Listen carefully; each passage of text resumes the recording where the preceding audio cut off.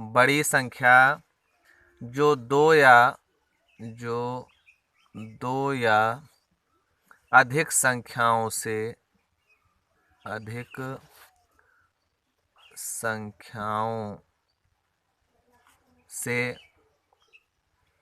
भाग देने पर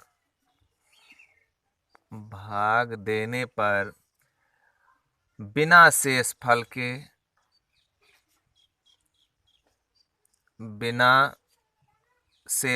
के पूर्णतः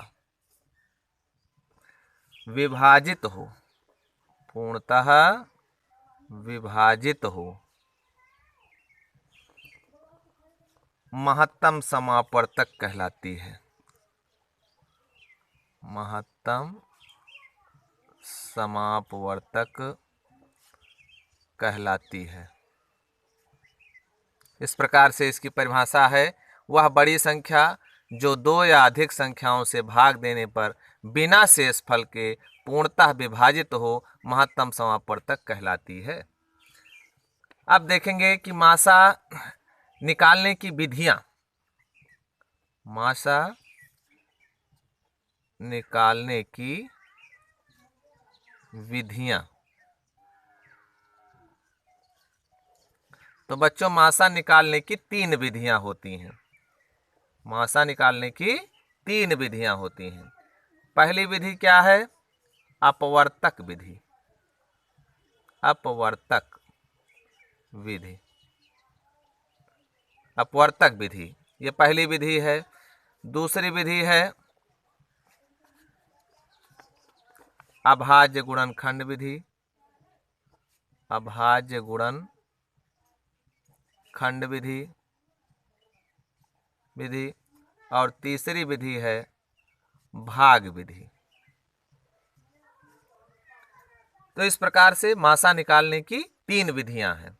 पहली अपवर्तक विधि, दूसरी अभाज्य गुणनखंड विधि और तीसरी भाग विधि। अब बच्चों, क्रम से हम एक एक विधियों का अध्ययन करेंगे। तो पहली विधि क्या है? अपवर्तक विधि। अपवर्तक विधि। अपवर्तक विधि से अब हम मासा निकालने को सीखेंगे। तो इस विधि में हम क्या करते हैं, जैसे सपोज कोई प्रश्न दे दिया गया, जैसे दे दिया गया 10, 15 और 30 का मासा निकालना है। किस विधि से निकालना है? अपवर्तक विधि से निकालना है। तो कैसे हम निकालेंगे? सबसे पहला काम यह करेंगे कि 10 का अपवर्तक लिखेंगे। 10 का अपवर्तक लिखेंगे अर्थात उन सभी गुणनखंडों को लिखेंगे, उन सभी संख्याओं को लिखेंगे जिनसे 10 पूर्णतः विभाजित हो जाए। तो 1 से कट जाएगा, 2 से कटेगा, 5 से कटेगा और 10 से कटेगा। फिर 15 का अपवर्तक लिखेंगे। 15 किन किन संख्याओं से कट जाएगा? 1 से कटेगा, 3 से कटेगा, 5 से कटेगा और 15 से कटेगा। फिर 30 का अपवर्तक लिखेंगे। 30 का अपवर्तक अर्थात 30 किन संख्याओं से कट सकता है? 1 से, 2 से, 3 से, 5 से, 6 से, 15 से और 30 से। इस प्रकार से हम इन तीनों संख्याओं का अपवर्तक निकाल लेते हैं। अब हमें निकालना क्या है? महत्तम समापवर्तक अर्थात मासा निकालना है। अब हम ये देखेंगे कि इन तीनों संख्याओं में ऐसी कौन सी संख्या है जो सबसे बड़ी है और तीनों में है। सबसे बड़ी हो और तीनों में हो। तो यहां पर आप देखेंगे कि 5 यहां भी है, 5 यहां भी है और 5 यहां भी है। तीनों में 5 आपको मिल जाता है और सबसे बड़ा है। इस प्रकार से जो इसका महत्तम अपवर्तक होगा अर्थात सबसे बड़ा अपवर्तक और उभयनिष्ठ तीनों में है, वही इसका मासा हो जाएगा। तो मासा इसका कितना प्राप्त होगा? 5। यही हमारा उत्तर होगा। अब अगली विधि आप बच्चों देखें, अभाज्य गुणनखंड विधि। किस प्रकार से अभाज्य गुणनखंड विधि से मासा निकाला जाता है।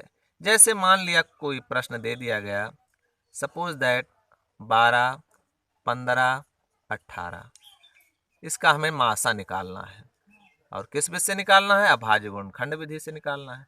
तो सबसे पहले हम 12 का अभाज्य गुणनखंड करेंगे, अर्थात 12 को हम छोटे छोटे खंडों में काटेंगे जो पुनः विभाजित ना हो सके। तो 2 से 2 छक्का 12, फिर 2 से 2 तिहाई 6, 3 3 से 3 एकन्नम 3, फिर 15 का अभाज्य गुणनखंड करेंगे, 3 से 3 पचे 15, फिर 5 से 5 एकन्नम 5, फिर 18 का अभाज्य गुणनखंड करेंगे, 2 से 2 नवा 18, फिर 3 से काटेंगे, 3 त्रिका 9, फिर 3 से काटेंगे, 3 एकन्नम 3। इस प्रकार से 12 का हमें अभाज्य गुणनखंड प्राप्त हुआ 2 गुणे 2 गुणे 3, 15 का प्राप्त हुआ 3 गुणे 5 और 18 का मिला 2 गुणे 3 गुणे 3।